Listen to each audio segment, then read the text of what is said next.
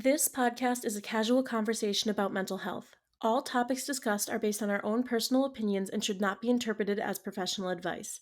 If you need assistance with your mental health, please contact a healthcare provider. I'm overstimulated, expect the long-awaited abolition of my brain. But if mentally we synchronize, despite what we despise, there's a chance that maybe I won't go insane. Hi, friends! Hello. Welcome back for season 2. Welcome That's back. 4, but 2 Season 2. of Mental Sync. Woo! We are back only and show- we are... Oh, tagline. We are the only show We're the only show. That's it. that does not prepare Nope. for their episodes. Not a bit. So, in this episode, we're going to talk about therapy. Therapy. You know it, you love it, or maybe you hate it. But you know it, for sure. Either way, you know it. You know it exists. You know what it is. My therapist dropped me like last week. What? I didn't know that. Yeah. Oh, no. It's okay, because I have like 4, so... I'm just kidding. I don't have 4. I have 2. Okay.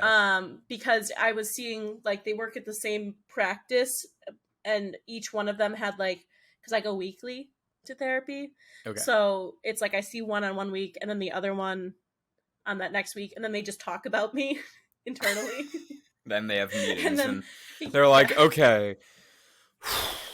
They get their dunks, and they're like, so Emily... They compile their data and they're just like, what is going on in this Yes. woman's brain? What a mess. Mm-hmm. So she dropped me, but not because I'm like crazy. I mean, I am, but like, I feel like most of the time when you hear about people like dropping their patients, it's because they're like, this is a lot. And I just Like, can't, I don't know how to help you. But that's not what happened to you. No, that's what not you're what happened to me. Okay, good. What happened to me is she changed her times for like when she's available, and unfortunately it's days that I have to go into Boston, and she couldn't accommodate me on a different day, so she was like, okay, sorry, bye. That sucks. Yeah, It's not her fault. It kind of did suck. It's not her fault, but it was I was kind of sad, to be honest. I was a little like, but that's okay, because I got one more. Let's hope she doesn't change her hours. We had not last session, but last season, we were talking about at one point how I was doing BetterHelp therapy. I don't know if I told you on the podcast like what had happened with that.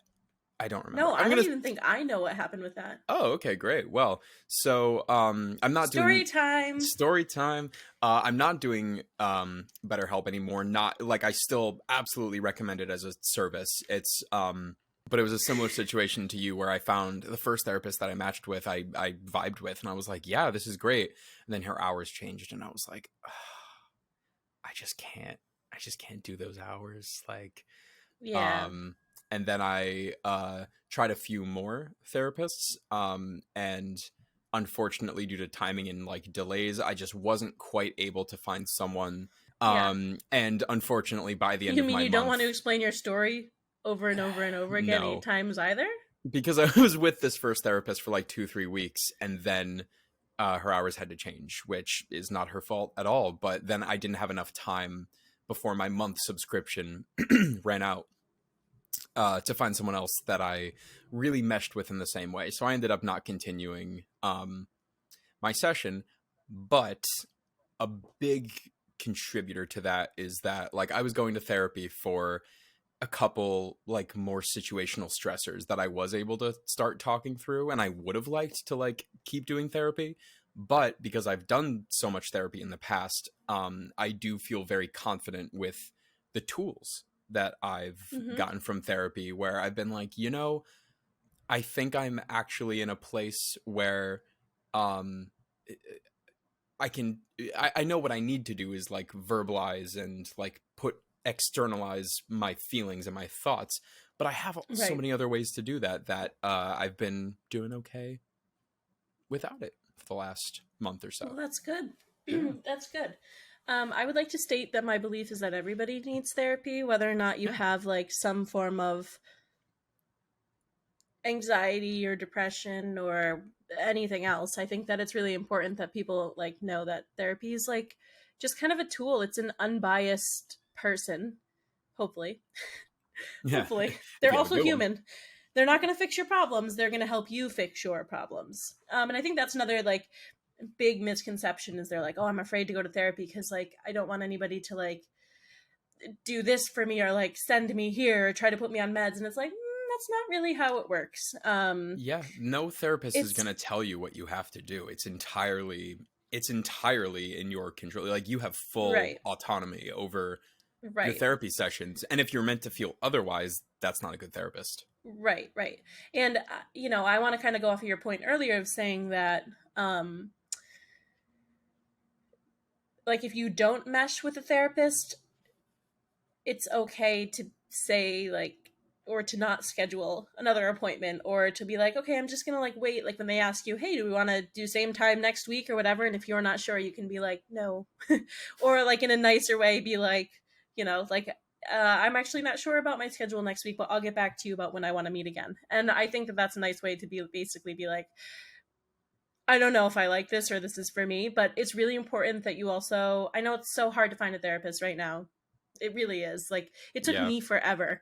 Um it took me like 2 years actually to finally get someone who was like, "Yeah, I have availability." And I was like, "Oh, wow, 2 years later." Um but yeah, I think it's just important to find someone that you do mesh with and who can kind of like relate in a way that's like helpful for you because I know everybody the way they accept I don't want to say advice but like the way that they all right let me start over with how I feel about Sure. how you should find a therapist. Yeah. So basically for example I do really well when I have someone to collaborate with rather than someone who's like oh well maybe this is what's happening and have you tried this like so I personally need someone who's going to sit there with me and be like all right let's like break this down a little bit and like let's figure out what exactly where we're going wrong or Mm. like where this is bothering you or let's like dig a little bit deeper but I do better with that and some people do better with someone who offers advice but they also can't offer you advice so they're not going to be like you should do this but like they'll do better in an environment where the therapist might sit there and be like let's try X, Y, and Z. Like, or Yeah. let's think about it this way. But I definitely am more of a person who needs someone who will sit there and like be like, all right, wait a minute, like take a breath. Like let's talk about that. And I'm like, okay, that's fine. So yeah, and I like that you also used the words like you have the tools because the first therapist I ever had, he always said that I'd have my little therapy toolbox that I could just like take a tool out when I need it, and I definitely still do. Like, there's been a lot of things that he's helped me with over the years that I'm like, well, I'm gonna pull out my little toolbox and try this. Pull out So my little kit. my little kit, and you know, because one of the things that I constantly use to this day, and I mean, my first therapist, I think I started seeing him when I was like 15 or 16.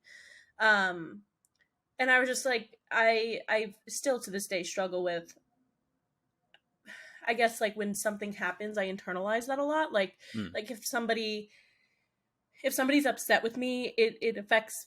And I'm saying this in a very broad way. It's not really how I feel like 100%, but it's kind of what happens in my mind is I feel very like it feels personal, Mm. and it's not always personal. And Yeah. I just have like a hard time at times being able to like separate, okay, this person is just doing this for whatever reason and it's not about me. So one of the things that he kind of taught me in those moments is to be like when I do get like overwhelmed or upset to be able to sit there and be like, okay, I'm still Emily. My favorite color is still green. Or, like even when something happens where somebody is like directly like kind of insulting you. Like I don't know if you've ever experienced that like at like work. Like I've had someone like when I worked at in like one of the emergency departments in Boston.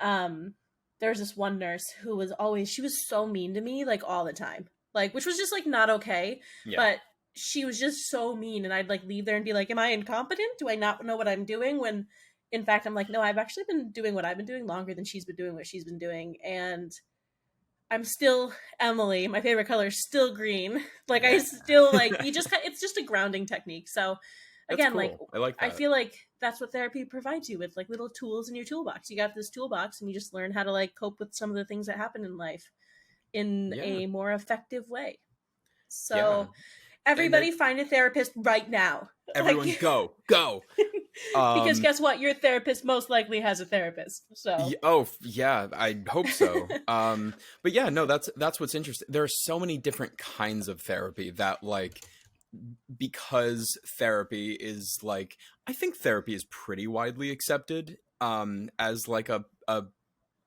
therapist being a type of doctor.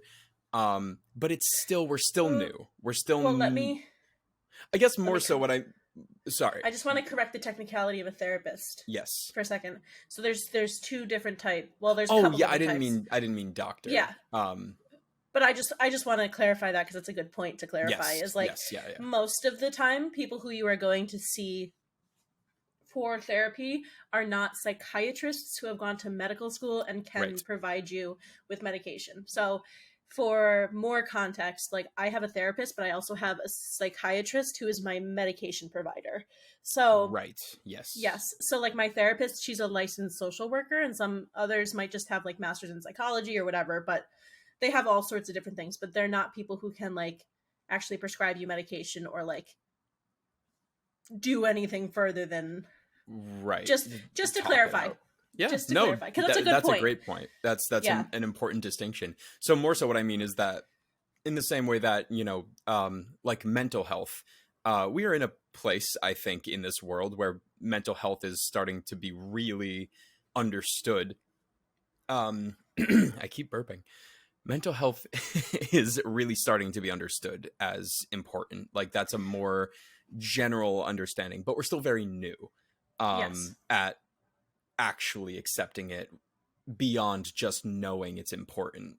Um, in that same sense, like relating that to therapy, people know that therapist, like going to a therapist, is important if you are in need of a therapist. But Hmm. what we are still, I think, learning is what needing a therapist really means. And one thing that Right. I always love to say whenever, and I've talked to like my parents about going to therapy, and they've had a lot of questions, and it's definitely, especially with older generations, a thing to say, oh well, I'm really okay, I've done therapy before, but I really am okay, I know how to handle my stress. And it's like, that's great and that's good, and that's not to say that everyone needs to go to therapy or else they will not be able to handle their Right. mental health crises, whatever. But a therapist, when I say a type of doctor, what I mean is like a therapist is a health professional in the Right. same sense, like putting them on the same plane as Yes. Yes. dentists and pediatricians. And you know when you go to your dentist, you can go to your dentist if you have a full-on mouthful of cavities, or if you need like a root canal, or you're in pain. Oh, Those are reasons to go to the dentist, no I doubt. hate the dentist. Yeah, for sure. That said, that's not the only reason to go to the dentist. You don't just go to the dentist when your mouth is Yes. bleeding and has cavities and you're in too much pain.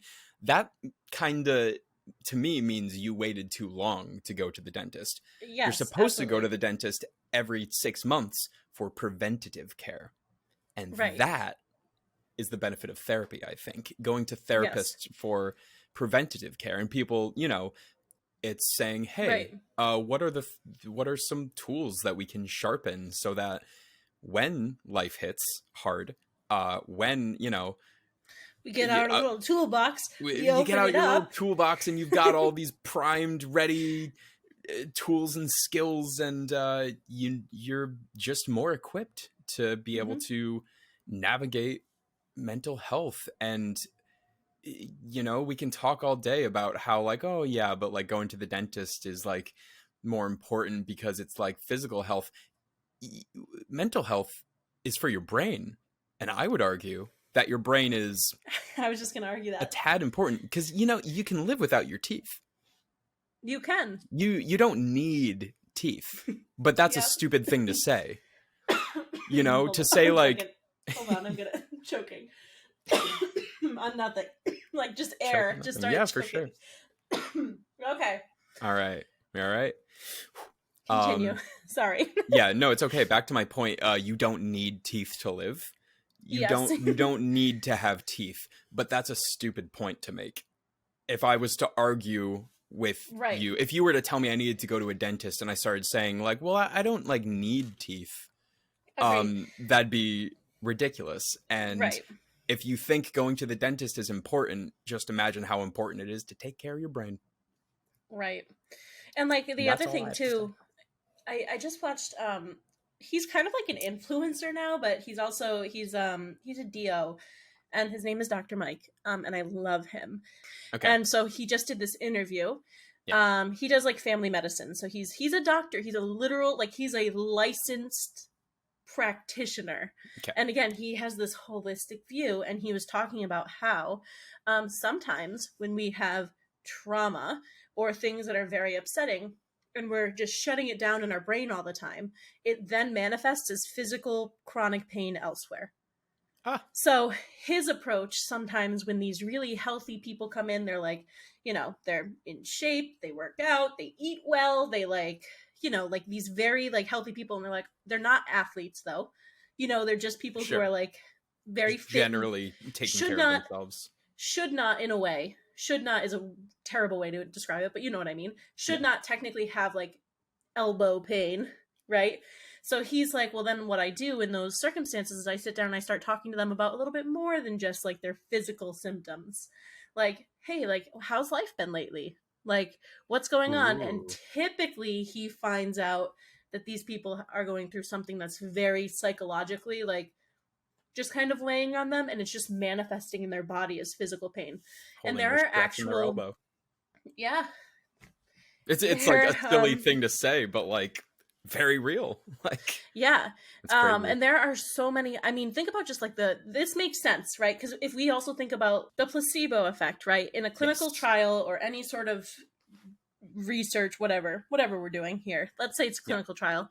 Sure. You have, you want to study the effects on the body without the medication. So you give them a placebo, which let's say it's an injection of some sort. It could be just like a saline solution. But they don't know if they're getting they're blinded, so they don't know if they're getting the real drug or the placebo. Sure. But we've seen with the placebo effect, people who do get the placebo tend to have like these, they might believe they're getting the medication. And because of that, their symptoms for whatever we're trying to treat with the drug we're testing start to decrease, which is phenomenal. Like, can you, like, what? Like, I The think that brain that's proof enough that our brain is just like, dope as shit. yeah. So the reason Scientifically dope yeah, as shit. yes. So the reason I bring all this up is because like is just to kind of back your point of like preventative care, right? If we learn in these moments how to deal with our stress and just kind of the everyday things of life, because let's face it, it doesn't matter if you have any sort of mental health issue. If you are living and breathing, life is fucking hard sometimes, man. Like, we all go through shit that's hard to deal with. Whether or not you think you're okay dealing with it, you might be. You might deal with it well, but like, doesn't it help to be able to have someone who like isn't going to judge you for what you say, to sit down Yeah. and be like, dude, this fucking sucked. Like, here's my Yeah. thoughts on it. And then just to have someone have this like conversation with you about it and to kind of break it down a little bit better, I think I would argue is beneficial for literally everyone. Yeah. Like, And I think that's what it a lot of it comes down to. You know, I can't speak universally, obviously, but a lot of people I know who are resistant to therapy, it's this idea that like why can't I it's the idea that if I'm going to therapy I cannot handle the stress right. coming at me, which is like I understand that as an insecurity. You know, a Mm-hmm. lot of people, especially in older generations, just want to feel like, well, no, I can handle it, I'm okay, because, you know, admit it. And this was a thing for forever, where if you were going to therapy, that was like a sign of weakness, of like, oh, you can't Right. handle, because stressed, being depressed, being anxious has been looked down upon for forever. It's, I mean, only now it's looked down upon less so now than it ever But it has still been, but it is. still Yeah. 100% is. And even, you know, to a degree where like most people, I would say now, younger people especially, know that it's wrong to look down on that, but they still will look down on themselves Right. for not being able to handle it, and recognize like, no, like if someone needs to go to therapy, they should go to therapy, and I support therapy, and that's so important. But I'm okay. I don't I can handle it. And Right. it's just not a comment on your abilities. It's I think Correct. I think more so in my mind, I feel like being able to let go of pride a little bit, and you know, kind of, which is a tough thing to say, but like Yep. recognize that people who have dedicated their entire careers to studying the brain and behavior are just going to be more knowledgeable than you are. Right. I don't think that's any kind of statement about you. And if No, it goes along with the whole like ignorance is bliss, right? Mhm. Like you can't tell that maybe there is something wrong if you don't know that this is not right. And I want to just kind of, the reason I'm cutting you off for this is because this No, also I'm please. relates to kind of the way I've dealt with medication. Like initially before I went on medication, we'll do a whole nother episode on like that. For sure. But just as like a little quick like side note about it is like I felt that way about medication. Why can't my brain function, I did without too for a long time, yeah. medication? Like why, like why am I sad if I'm not taking my Zoloft? Like I Yep. don't understand why I can't fix that. And what I've come to learn, and it took me a long time, I was so hell bent on not going on medication for a really, really long time. Same. And then I had a pretty terrible time where I was literally just like living in my bed for like a week, and I was like, this is not normal behavior. And if I didn't have the education that I did about what is and isn't normal behavior, I don't know if I would have noticed that. But because I was starting to put together these pieces of things that I was like learning, I was like, no, this is not, like, people don't stay in their bed and don't eat for 4 days. Yeah. Like, people don't not look at their phone and talk to the people that they love for 4 days. Like, that's not Yeah. normal. I stopped taking care of myself. Like, this is extreme, like hygiene wise as well, right? And Sure. they say that Yeah. like that's like one of the first things to go is when you're really depressed. You stop taking care of yourself. You stop Yeah. showering. You stop eating. You just kind of like deteriorate. And yes, I had a lot of like external things going on at the time too that was like contributing to it and making it way worse than it would have been on its own. Right. But once I went on medication, my entire perspective of like everything kind of changed. And I had this moment of like, hey, if I need to take this to function like a normal person and to never feel that way again, I'm going to take it. And I feel Yeah. blessed that I got lucky with the medication I was first put on, because sometimes it's trial and error. But um, yeah, man, like I would never do it again without it. And you know what? No. That's fine. And I've come to accept that. But Yeah. I just wanted to bring that up because, again, like with what you were saying, it was a moment of me being like, is this a weakness that I have to take a medication to feel like everybody else feels and Yep. just to be normal?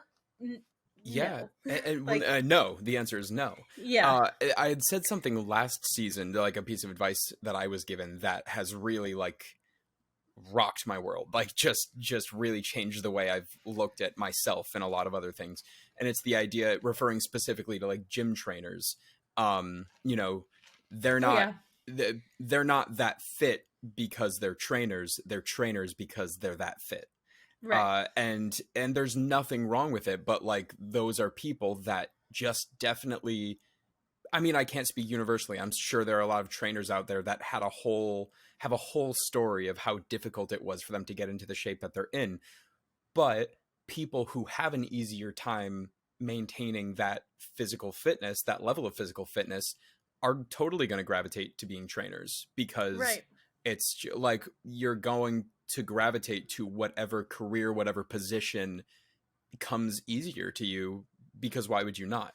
In that right, same sense, people aren't like people aren't not spending a week in bed because they're having the same crises as you and they're so good at handling it.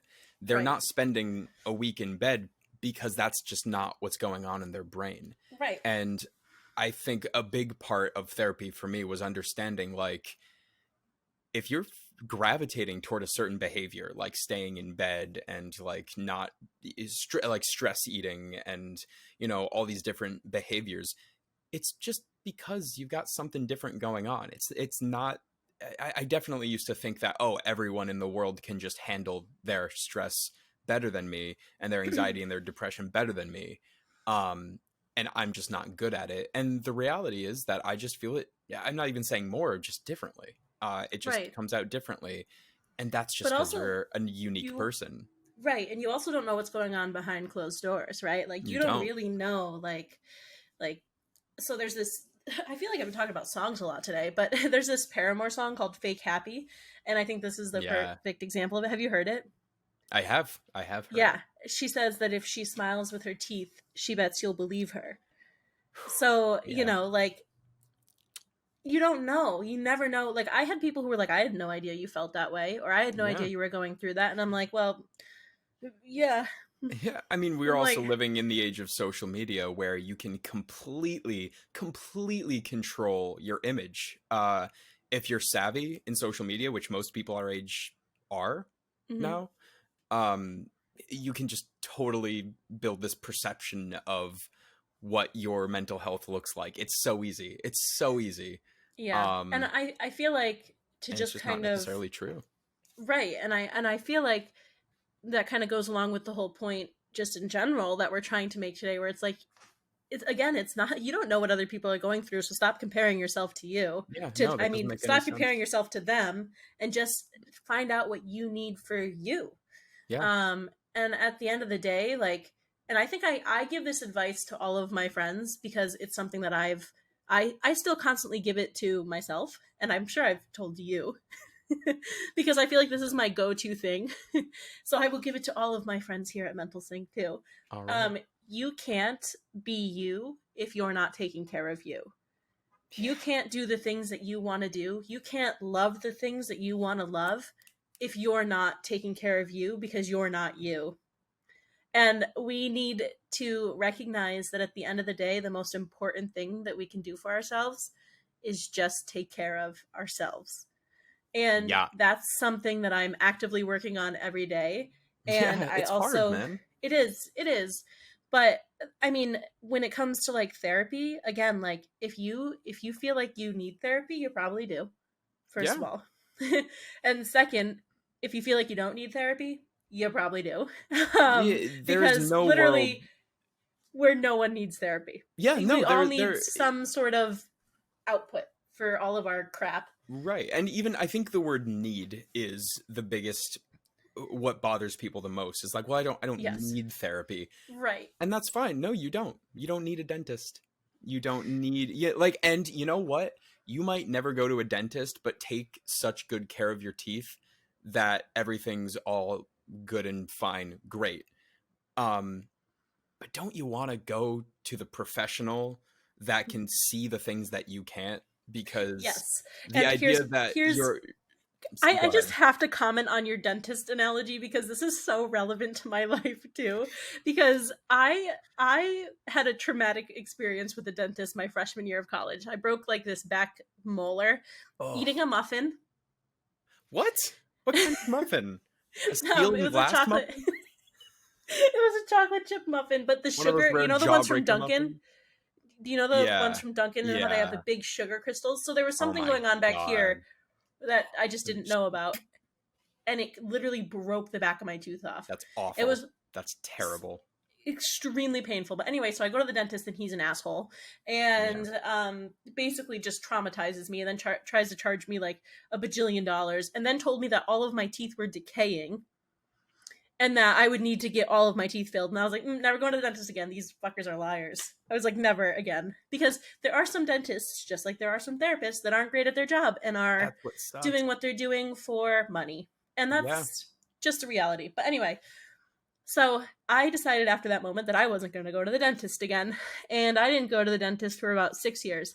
Mind you, in that time, I was re-diagnosed with my rheumatoid arthritis. I was on that awful drug methotrexate, but if you need it and you have to take it, take it. I just Yeah. didn't react well to it. Um, and I guess it started to, because it's a really, really low dose of chemotherapy, it started to kind of dissolve my teeth. And although I take good care of my teeth, I didn't know my teeth were dissolving, because why would I? Yeah. And that's like not the real word for it, but they were basically just kind of like, it just, I mean, it breaks down. I was losing hair. I had a bad reaction to it. It just is what it is. Yeah. Um, and so when I went to the dentist 6 years later, he like literally looked at my mouth for about like, because I was having pain. Like there was a tooth that was just like extremely painful. And so when I went in there and he looked, he was like, "Hey, have you?" He instantly, he's like, "Are you taking any kind of like drugs that like suppress your immune system or like do blah blah blah blah blah?" And I was like, "I was." And he was like, "Well," he's like, "I'm gonna have to fill a bunch of your teeth because unfortunately, like there's a lot of like these holes have like developed like really deep in these back molars because when you take these medications, like this is a side effect from it." Wow. So again, I take good care of my teeth. I like to think I take good care of my teeth, Yeah. but I still had something going on that I didn't know was going on. And I wasn't even having pain because of that reason. I was having pain because there was just some issue like in my, like a nerve. But anyway, um Jeez. they literally, like, I went and I found out that I needed like 12 fillings. Like and he was like, again, he's like, "We don't like, this doesn't look like the type of situation." And he knew just looking in my mouth. Again, some I would have never known. He was like, "This isn't someone who doesn't take care of their teeth." He's like, "You actually have really nice teeth. Like I could tell that you're like, you have good teeth, like dental hygiene." Habits. Yeah. Yeah. Yeah. And then he was like, "But this looks like literally what I see with people who are on like hardcore chemo drugs." Damn. And again, methotrexate shouldn't do that to everybody, but I just had, my body just didn't like it. So I started losing hair. Like I literally wear, like, these are my real nails, but there's like a really thick layer of like acrylic because ever since I was taking these drugs, um my nails, same thing, got really soft. So they break all the time. So this was my way of being like, well, I want to still be able to like do my nails and whatever. But Yeah. again, wouldn't you think it makes sense that that also does it to your teeth? And I was losing hair and whatever. So again, I just like, this is why I had to comment on your little dentist Yeah. analogy Hey, because it's it's a. I literally think so it's a great relevant. analogy. It's the idea is just that you don't, even if you're okay, even if you're fine, even if you're not feeling the physical effects, there are trained professionals that just know more. They just know more than you, and that's okay. And some of them are Yeah, assholes. And that is, it's good to know that if it's not working for you, like if you're seeing a therapist and that's not making you feel good, that is a bad therapist. right, Or at maybe, to be a little kinder to that, it's not the right match, and that's right, okay. And that's why it's important to explore, because there are so many, there's not one kind of therapy at all. There's, right. we talked about the different tools that you can build, but like there's therapy that's a little more like, some people, I mean, what it depends on Would is you like me to what talk you on need. this? Because I would like to. I, I'd like to get my quick little summary from my experience yes, is, there are therapists that are going to say, "Hey, despite what you're telling me, I'm going to give it to you straight. I'm going to give you the rough and tough. This is what you need to do. This is how you got to be doing this. You've got to start thinking in these ways." And some people need that, and I think that's okay. But if that's not what you need, that's extremely intrusive and aggressive, and some people mm-hmm. respond very, I don't respond to someone saying like, "Do these things."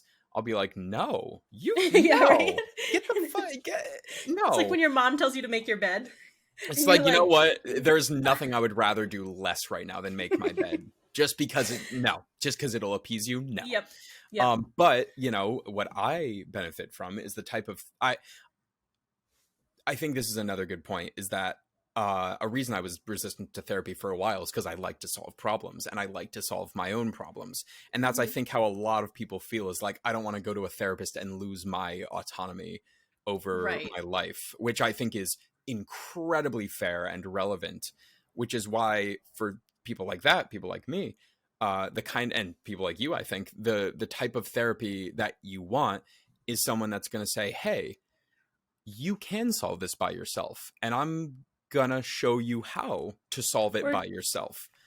they don't show you how, but they kind of like throw in these little like Right. I'm going to guide you to think of the right yes, questions and like, yes, oh, the big stereotype of why do you feel this way in therapy, like it's funny to think like, oh, that's all a therapist says, because that's not true. But right, there's a real truth to, like, it's really simple cliche advice, but some people, you just need to start thinking like, why do I feel this way? right, yeah, Because it's all for a deeper reason that probably has nothing to do with anything you would consciously be thinking about. And right.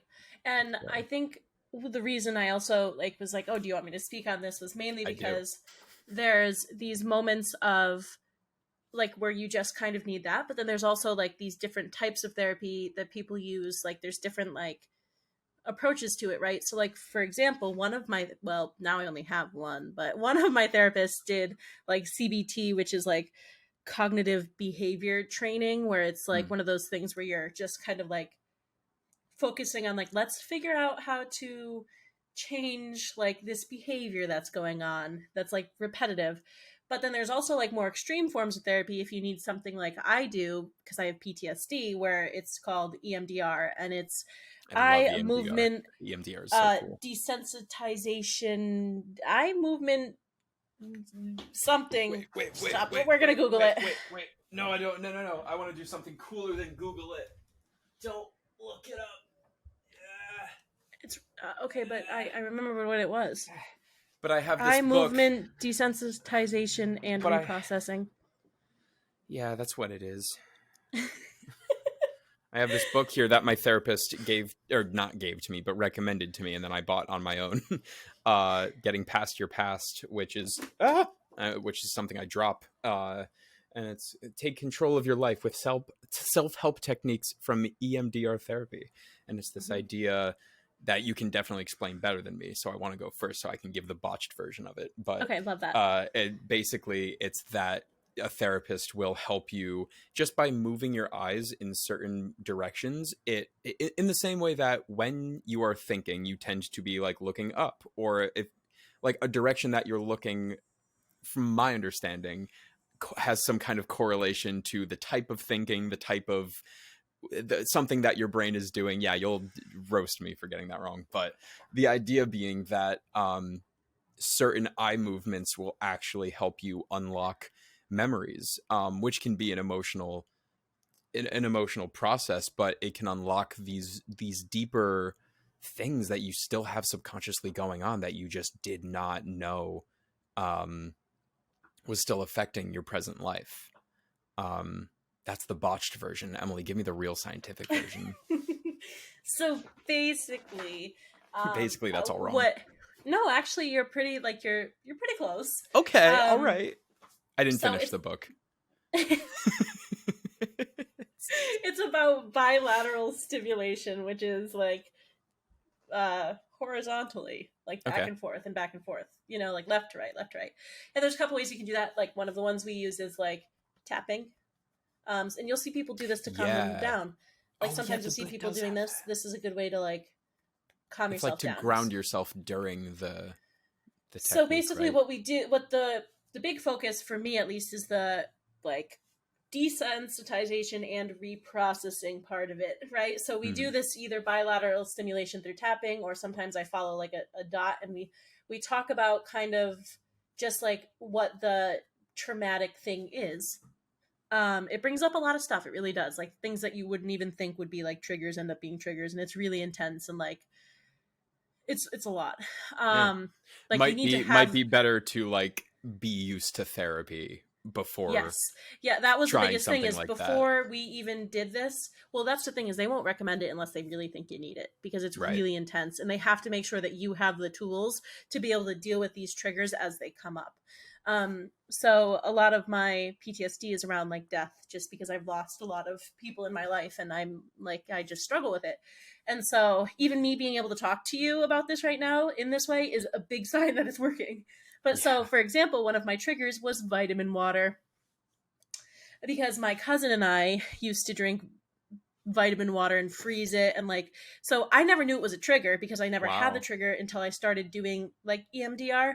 And one day I was with Danielle, and we were at we were at like Walmart or something, and we were at getting like Subway. 'Cause you know how there's like a Subway in every In Walmart? every Walmart. Anyway. Yeah. So I went and I pulled out a vitamin water. I was like, oh my God, I haven't had this flavor in forever. This is what me and my cousin used to drink. Like, I got like super excited about it. I opened it and the smell of it like hit me and I started bawling and was like, Oh my this God. is just whatever. So now I drink vitamin water about daily. Ever Wow. since this experience, I will literally go and get a vitamin water every day. Um, which is so strange, but I don't have any reaction to it anymore. But That's good basically, though. so while you're doing this like bilateral stimulation, they talk to you about these traumatic events, and you kind of like what you're working to do is like disassociate that negative connotation around like whatever that trauma is, and starting to like really fill that with like more of a, I don't want to say positive, but sometimes more of a neutral um Yeah, yeah. feeling. So again, it's really intense. It brings up a lot of random shit. Um, but I would say it's 110% worth it if you can deal with it the right way. Um, but anyway, I bring that up because there are just different types of like and severities of therapy and what you do and all this other stuff. And my last point that I'll make before we wrap it up today is I have a friend who doesn't want to go to therapy because they're afraid of like the therapist sending them somewhere, like for like because they're like, well, what if they find out some of the things I think about, and what if this is just like really like because they know that something's going on and they're struggling to like bring it up, They're and they're like, afraid what of if this what is the just answer is. so yes. Yeah. Yeah. And I That's a would just very like to real thing. say that the only time that I don't even know, to be honest, I don't even know if a therapist, I think they can. I think anybody can.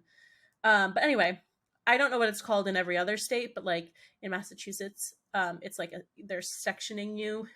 Basically, if you're a harm to yourself, others, or Mm. children, and that's the only time they can really do, like if they think you're a harm to yourself, or they think that you're a harm to others, or you're a harm to children, Right. which falls under other, but you know the severity of that is just different.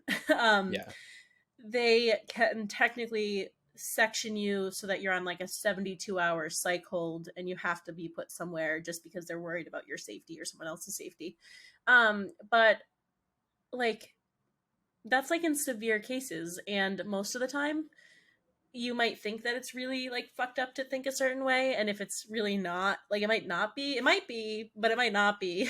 But you get what I'm trying to say. It's Yeah. like one of those things where it's like they can't do anything to you, like they're just going to help you kind of work through why you're thinking certain things or whatever. And you know, if it is that severe, then they can do something about it, but most of the time it seems bad in your head because it is bad to you and you know it's not normal, but it's not like that level of like severity unless it is. And if it is, then good, you should be on a 72-hour cycle.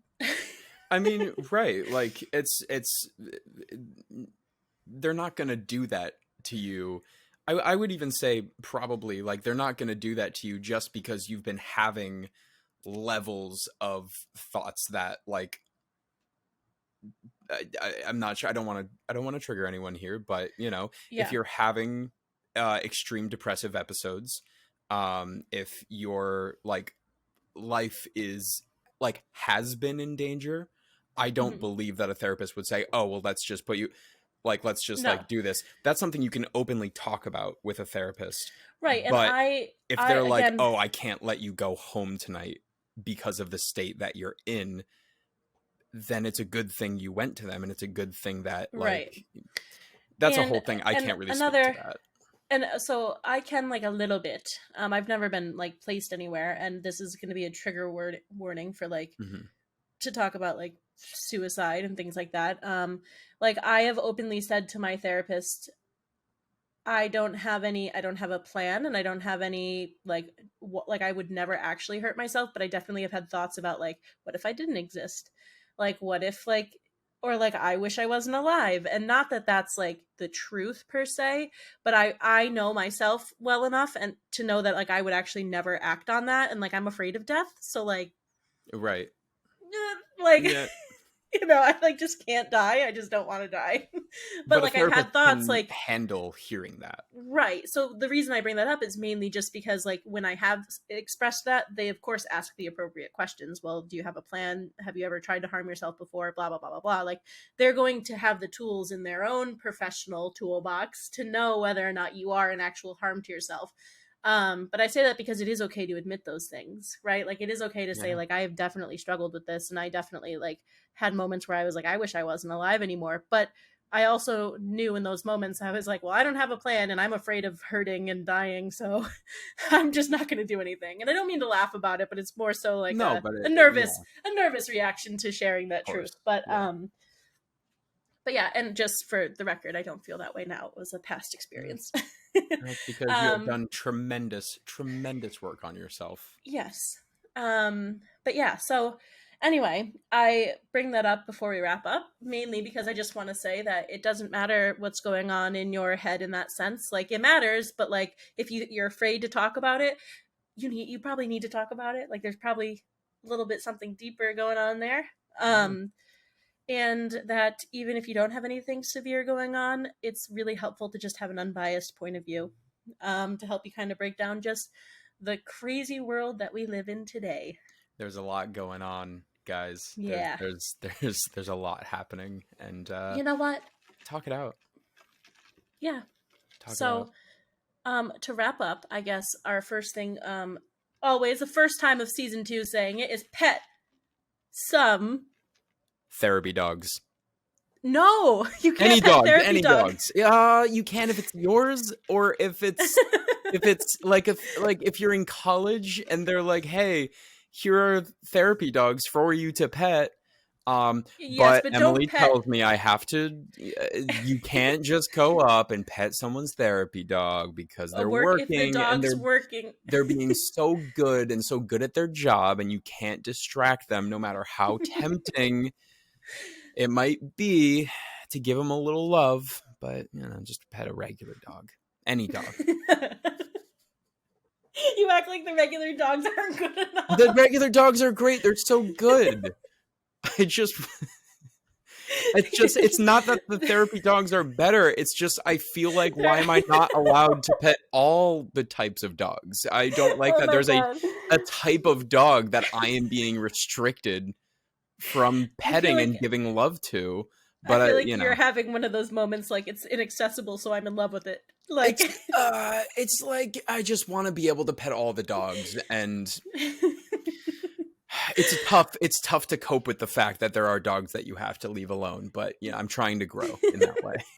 Maybe you should talk to your therapist about that. I will. I'll talk to could I get a therapy dog? Now that's not to say a dog like that, not a typical therapy dog, but like a dog that I could talk to. Yeah. Yeah. I'm going to talk to a therapy dog about that. I won't pet the dog, but I'm going to find a therapy dog on the street and just if you can't find a therapist because it's hard to find a therapist right now, just start talking to dogs. Start talking to dogs. And you know what? You never Honestly, know which one of them might be a therapist. I would like to argue that they're all therapists. Every dog is innately a therapist. I would also like to say that some people might think you're crazy enough that they'll call somebody and then you'll end up with a therapist. And there you go. And then it all worked out. And that's how you get a therapist. Just kidding. There's no downside. Pet some dogs. So pet some dogs, and we all need therapy. That's point number 2. We all need therapy. And point number 3 is going to be love yourself. Have some compassion for yourself. Guys, you're doing such a good job. We are so proud of you, and we love you. Living and being alive today in this world, it's not easy. You're doing a great job. Big facts. Hanging in it. You're listening to our podcast, which means you might need therapy too. You might.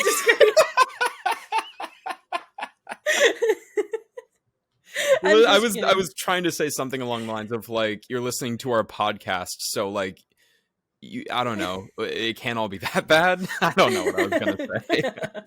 Something to the avail of like it's you. If you're making time for us, you can make time for yourself. I think that's a better piece of advice. Facts. But we're pretty great. Yeah, we're all right. We love you. Maybe that's enough. We love you, and we're proud of you, and we hope you have some dogs to pet. And if you don't, find a dog and go pet it. Just anywhere. And talk Unless to it. it's yes, talk to it. It will probably respond with a wagging tail if you start talking to it. Thank you for listening, everybody. Thank you so much. We love you.